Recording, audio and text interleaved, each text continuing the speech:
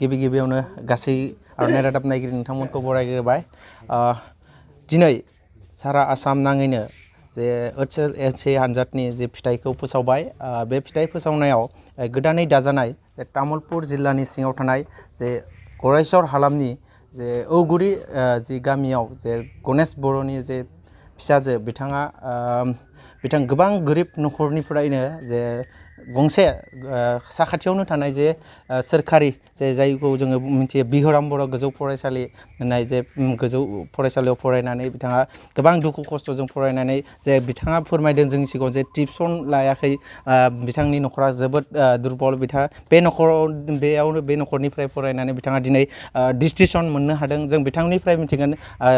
मा बुङो जिहेथु बिनानावा दिनै जे दिनैनि जे फिथाइ फोसावबाय जे मेट्रिक आनजादनि बेवहाय डिस्टिंसन लानो हाबाय गिबियावनो आर'नाइ रादाबनिफ्राय फैनो हानाय सार नोंथांमोनखौ खुलुमनाय जासिहरबाय आरो आंनि फोरोंगिरि नोंथांमोनखौबो खुलुमनाय जासिहरबाय आरो आंनि आइ आफामोनखौबो आंनि गोसो गोरबोनिफ्राय खुलुमनाय जासिहरबाय आरो गामिनि रायजो राजा नोंथांमोननिसिमबो आंनि खुलुमनायखौ जासिहरबाय आं आंनि फरायसालिनि फोरोंगिरिफोरनि फोरोंनायजों आरो गावनि गोसो होनानै फरायनायजों बिसोरो जा फोरोंलांदों आं बेखौनो गोसो होथाबनानै फरायनानै आं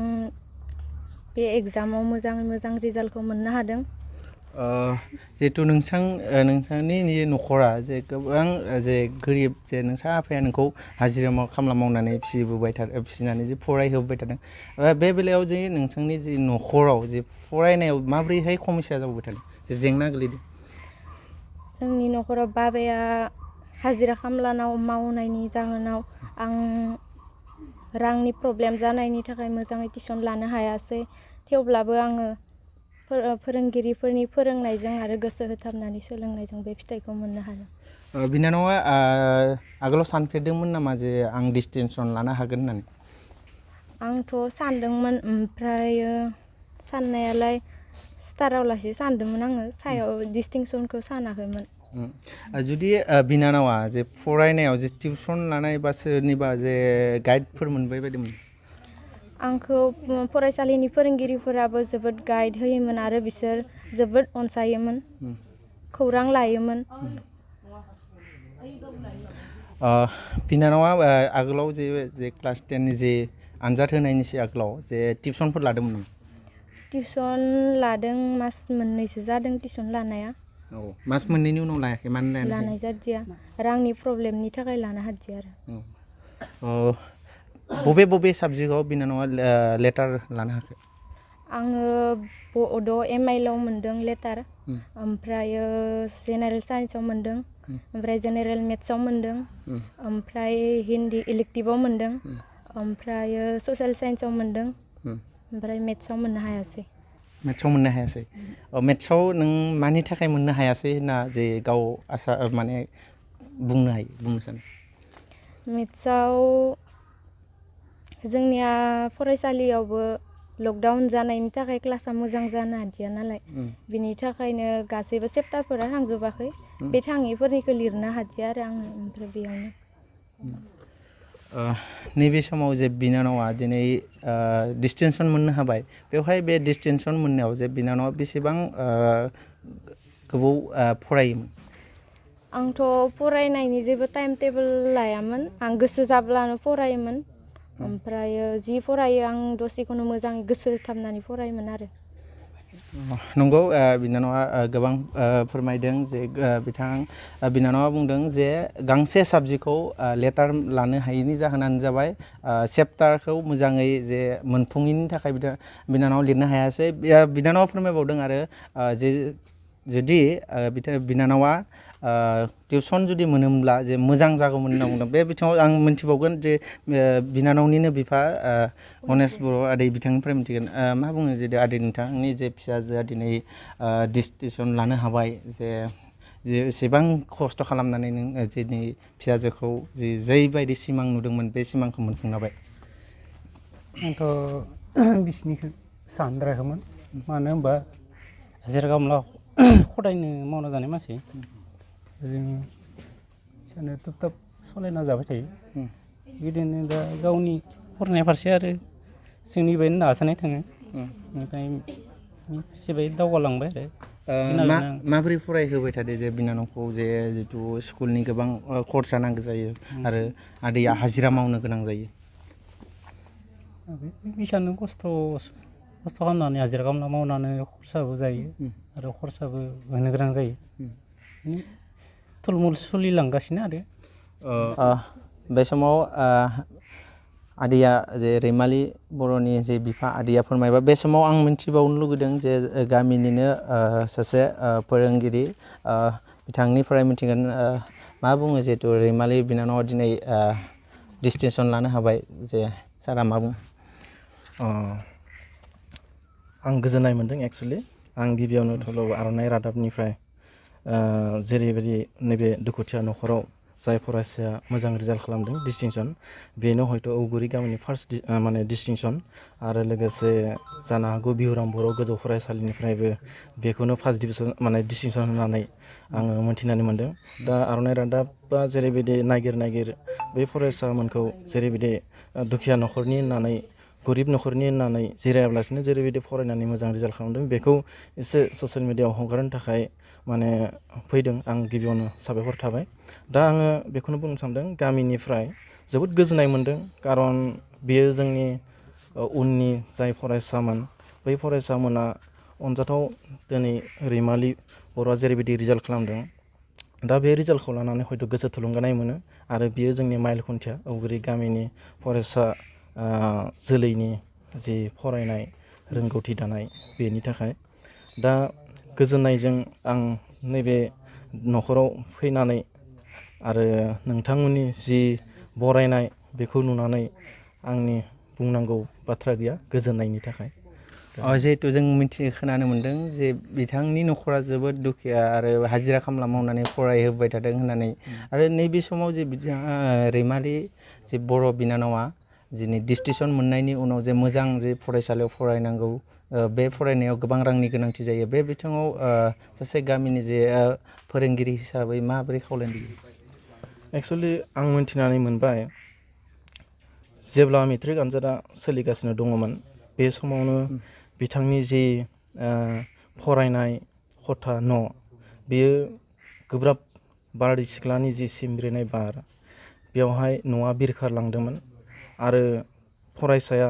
जोबोद गाबगु खुगु मा खालामगोन आनजादा सोलिगासिनो दङ आं बोरै फरायनानै बे आनजादखौ होगोन बेबायदि जोबोद माने उसुखुथु जादोंमोन फरायगोन ना फरायला बा आनजादखौ होगोन ना होला बेबायदि दा बे समावनो बिमा बिफाया हयथ' मोनसे सांग्रांथि नोजोरजों गुबुनाव दोनथ'नानैब्लाबो बे फरायनायनि राहाखौ खालामनानै होदोंमोन आरो बे हिसाबै दा बयसो बुंखांलांबाय फरायसाया जि फरायदोंमोन दुखु दाहाखौ नेवसिनानैब्लाबो आं गोसो होनानै फरायदोंमोन फोरोंगिरिया जा फोरोंदोंमोन आं बेखौ गोसो होनानै माने फोरोंजादोंमोन गोसो होनानै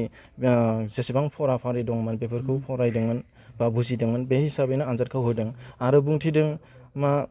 टिउसन लानो मोनाखिसै जि लादों बेबो मोजां जादिया 2 दान टिउसन लादोंमोन बेयावहाय थोजासे जायाखै आरो बेयाव गिबिनिफ्रायनो बिमा बिफाया जुदि एसे फाइनान्सियेल साउन्ड थानायमोनब्ला दा बे हिसाबै गिबिनिफ्रायनो टिउसनखौ मोनबाय थानायमोनब्ला हयथ' मोजां रिजाल्ट खालामगौमोन जोङो आसा खालामनो हागौमोन डिस्टिंसनल' नङा हयथ' बोरैबा बोरै मोजां फरायनायनि गेजेरजों बा बेफोरबायदि सुबिदाखौ मोननायनि गेजेरजों हयथ' बेनो नैबे बोसोरनि आसामनि टप 10 लिस्टआव हाबनोबो हागौमोन दा बेखौ जों एसे मिजिं खालामदों जियानो हक जोङो दुखु फोरमायनाय थादों बिथांनि जि आनजादनि समाव ओरैबायदि माने परिबेक जादोंमोन बा थासारि जादोंमोन दा आङो खावलायनो सानदों बिथां अनजाथाव फरायसानिसिम जिहेथु न'खरा थाखा फैसा गैया होननानै बुंदों आरो दिनै फरायसाया लुबैदों आङो एसे मोजां फरायबावनांगौ मानोना फरायसानि जि मिजिं बे मिजिङा दिनै जास्ट आगानसो सुरदों मोनसे स्टेप बारदों आरो बेयावहाय बे मिजिङा माब्लाबाबो बायना थांनो हाया दा बे हिसाबै फरायसाया बेखौ बुजिदों दा बे हिसाबै फरायसाया सानदों आरो फरायबावगोन दा बुंथिदों गोबां फरायबावनो दङ आरो फरायनायजों लोगोसे आंनि जि केरियार बेखौ दानो हागोन नङाब्ला आङो ससेयावनो आन्दायनानै थायोब्ला आंनि आइ आफानि जि सिमां बेखौबो आं एसेबो सुफुंनो हानाय नङा दा बे लेखायै आं खावलायनो सानदों दिनै बिटिआर सरकारानो जा बा आसाम सरकारानो जा बिथांमोना बेफोरबायदि दुखिया न'खर गरिब न'खरनि जि फरायसाफोर जाय फरायसामोना आरो गोबां सिमां लानानै माने फरायबावनो गोसो दं मोजां रिजाल्टनि गेजेरजों दा बे हिसाबै बै फरायसाफोरखौ एसे रांनि अनसुंथाइ होनानै फरायनायाव जाहाथे मदद होयो आं बेखौ सरकारनिसिम खावलायनाय थायो अनुरद खालामहरो दा बिथांमोना जाहाथे जेबो अजद गैयै बायदि बै फरायसाफोरखौ अनसायहरो आं बेखौ खावलायनाय थायो। नंगौ बिथाङा गोबां बाथ्रा फोरमायबाय बे समाव जोङो मिन्थिबावनो नागिरदों बे जों बिनानाव जे रैमालि बर'नि जि अनसुलि बिमा बे बिमानिफ्राय मिन्थिगोन मा बुङो जिथु नों आदैनि जे फिसाजोआ दिनै डिस्टिंसन लानो हाबाय। गिबि गिबियावनो आर'नाइ रादाबनिफ्राय मान बावनाय खुलुमनायखौ आं मोजां मोननानै आं दिनै खुलुमहरनो सानबाय आं बुंनो सानदों आंनि फिसाजो आं बिसिनि आलासि सानाखैमोन खिन्थु बिखिनाखौ खालामनो हादों आंनिबो गाहाम मोनदों जेनेबा जोंहा हाबावगौमोनखौ सानदोंमोन आङो फैसा थाखानि थाखाय जों बेखिनाखौ सुबिदाखौ खालामनो हादिया जोंहा जेथिंबो असुबिदा जानायनिफ्राय लोंनायनिफ्राय दिनै जोंहा थाखा फैसा नांगौ बायदि फिसानो जों होनो हाया दिनै फिसाया बियो जों होनो हाया बेनि थाखाय फिसाया बहुतखिनि आस'खान्दा जानाय बायदि जादों खिन्थु सायाव थांबावगोनबाबो जोंनि थाखायनो हादिया जों सुबिदाखौ होनो हादिया नालाय बिमा बिफा जानानै जोङो सानदोंमोन मा बा बाय होबावनो हानायबा बाय सुबिदाखौ खिथिलांबावनो हानायमोनबा खिन्थु गथ'आ लाखिबावगौमोन बेखिनाखौ सानदोंमोन खिन्थु बेखिनाखौ जानालासिनो गथ'आ दुखु खस्थ'खौ सानालासिनो बेखिनाखौ लाखिदो जों जथेस्थ' धन्यबाद जों गोजोननाय मोनदों जों बेखिनाखौ सानाखैमोनबो खिन्थु गथ'आ बहुतखिनि आगबारिनो सानो जोंनि थाखाय हाया न'खरा देखौ गुरेब जानायनि फारसे बाहायनांगौ बिथिं आरो गाननाय जोमनायनि फारसे बाहायनांगौ बिजाब नांगौबाबो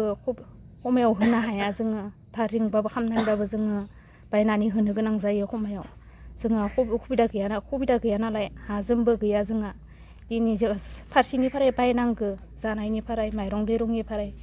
दिनै थासारियाबो जोंहा खस्थ' दिनै इमान दुखुनि गेजेरावबो खस्थ'नि गेजेरावबाबो जोंनि गथ'आ फरायलांनानैबाबो जों मोजां खालामनायखौ जों गाहाम मोनदोंसै दिनै जोंहा